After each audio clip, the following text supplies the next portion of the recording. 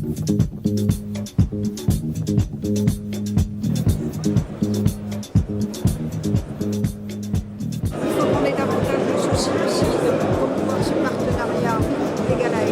groupe Engagéo, c'est un groupe déjà qui a 10 ans d'existence, qui s'appuie sur 3 offres.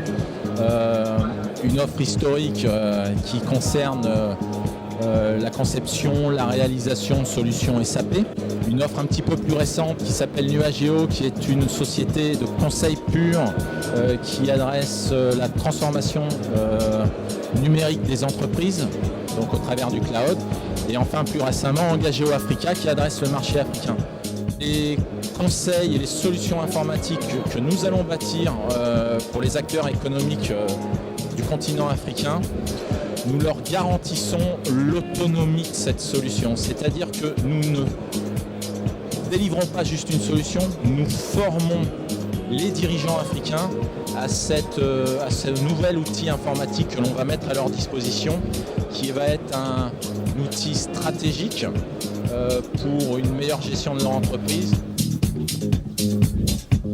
Je me suis aperçu effectivement que c'était une société tournée résolument vers le développement et vers le développement de l'Afrique, dans des domaines tout à fait essentiels, puisque quand on parle d'informatisation et quand on parle de numérique, aujourd'hui il faut évidemment penser à Engagéo.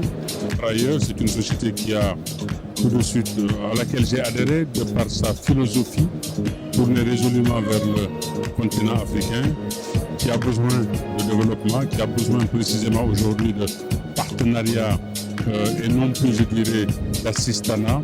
Et dans cette philosophie-là, je me suis retrouvé, raison pourquoi, lorsque M. Géant et ses collaborateurs m'ont demandé d'être parmi eux, je l'ai fait très volontiers, avec beaucoup de plaisir.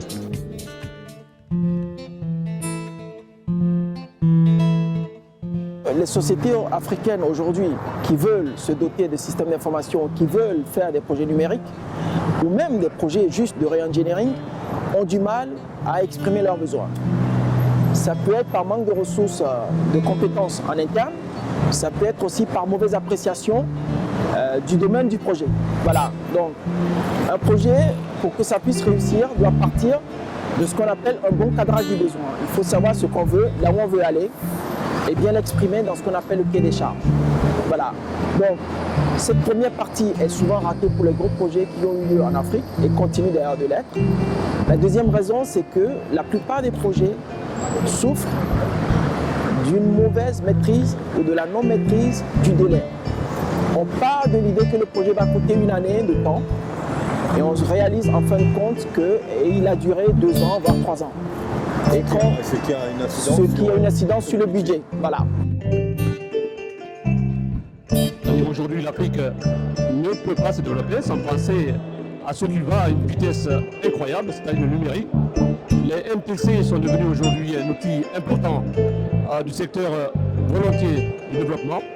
Et aussi, les MTC peuvent intégrer le social pour créer des synergies avec des entreprises sociales. Le numérique, c'est l'avenir.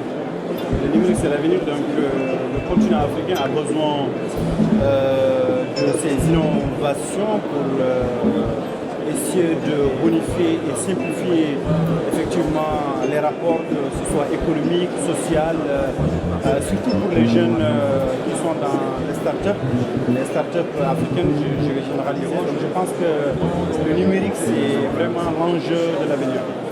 Mesdames et messieurs, nous vous rappelons qu'à 11h30, il y aura un colloque animé par Jean-Louis Guigon en salle 301. T'as reconnu l'équipe, t'as reconnu l'équipe. Tout le monde, comme vous le savez, vous avez pu le voir, nous avons réussi à faire venir une personnalité du monde économique et sportif, Pape Diouf, l'ancien président de l'OM, qui est le parrain d'Engagéo Africa et qui nous a assisté une journée entière sur le salon. Et évidemment, l'organisation, le choix de Pape Diouf a très clairement aidé Engagéo à rencontrer énormément de dirigeants africains. Et donc nous avons eu la chance de voir beaucoup de gens, de parler de nombreux projets. Donc c'est de très bon augure pour la suite. Maintenant, on a un gros travail à faire, c'est de reprendre contact avec tous ces dirigeants et d'aller un peu plus en profondeur sur leurs projets.